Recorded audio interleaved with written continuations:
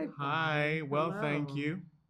Great. Oh my God, I love this series so much. I mean, each episode got better and better and better. It was so fantastic. And David, I know that you did this short film with Paul Hunter about six or so years ago. What was it like for you to take Hampton Chambers and really flesh him out like this? It was an incredible adventure. It was just a complete and total gift, and it's one that keeps giving to me personally. Simone and I were just talking about the fact that despite the fact that we've been doing this for a while, Yeah. it's incredible how even we can have blind spots as to the things that we haven't yet seen or been given the opportunity to do, and how important that is, really. So, when Paul approached me with it, it was the uniqueness of it that really struck me. I also just loved the fact that it was rooted in a reality for him. I'm playing a Yeah. version of his dad. Simone is playing a version of his mom, and that in and of itself gave it more weight. But it also had this whimsical lightness to it all at the same time. There's this spiritual journey for my character as Yeah. well, which is something that I really loved. So the fact that we've been able to now spin that into a TV show just feels like an incredible gift, because the uniqueness of the short has managed to work its way into the show itself. And it's very, very difficult to truly find something fresh these days when it comes to storytelling on this scale. No kidding. It is so quirky. I just absolutely adore it. And Simone, for you, I love you as Astoria. Oh my God, I want to be Astoria. She's a great mom. Like seriously, she's a great mom. She's not putting up with any crap with this husband who's been in jail for a while. She's had to really raise these boys for you to, get off the bench from All Rise, which by the way, I really miss you on that. By the Oh, way, thank you.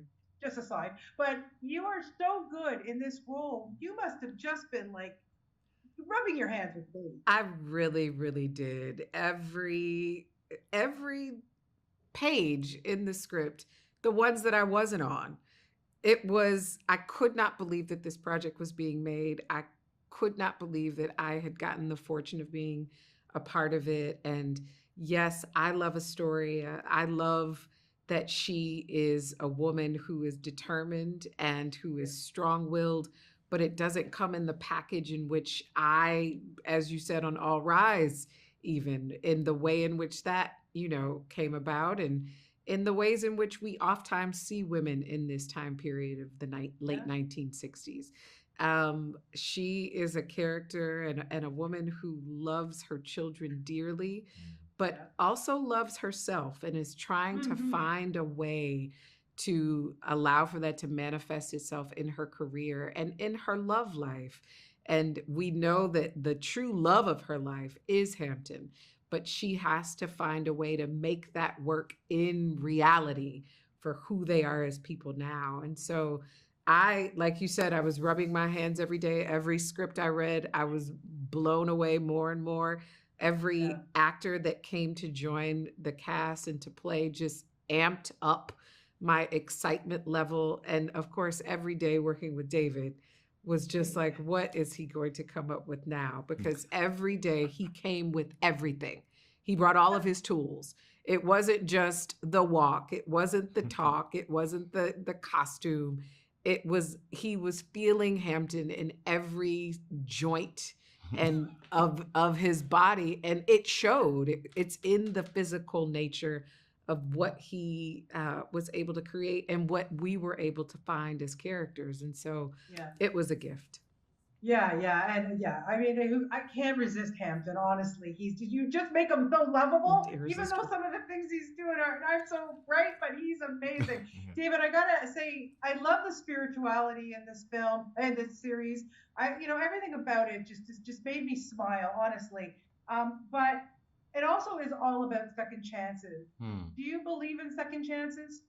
Is that important to you? Oh, I believe in second, third, fourth, and fifth chances as well. I think that's basically what a life well lived is. You are going to fail. You must make peace with that. It's a question of how you bounce back from that. And I think that the best way to have a life well lived is to think of others before yourself. And then if you happen to have people who are doing that for you as well, that's what love looks like. And that's the thing that Hampton hasn't yet learned. He is equal parts selfish and selfless. He does love his family. He does really love his wife and his kids, but he is also someone who I think really suffers from that male tendency of I'm going to fix it, which is why this relationship he has with God is so interesting in the show, because God is basically saying, relinquish control. Let me trust me. I've given you this eureka moment with this drill. Now let's go on a righteous path and see what happens. But no, he's got to go and do all these nefarious things to try and fix it his way. And I think, the beautiful thing with Astoria is that she is giving him the gift of earn your way back. She doesn't say there's no way back. She says, earn your way back, earn my respect, earn your children's respect, earn our trust.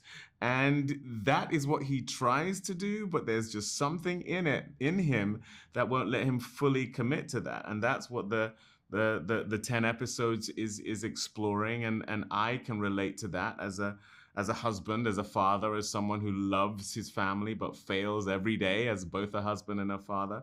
But and that's why I think he's lovable, right? He's not just someone who's gonna just go, okay, fine, I'm going off with this other woman or whatever. He keeps trying at it, and that's the thing that's also admirable about him. Well, you two are extraordinary in this show, and Simone, you rock the '60s clothes, man. Oh my God, you need to do your own line. Honestly, you are fabulous, guys. Thank you so much for this series and for your time, and best of luck with it. Honestly, it gave me joy. I really loved it. Thank you so much. Thank you. Lovely to speak to you.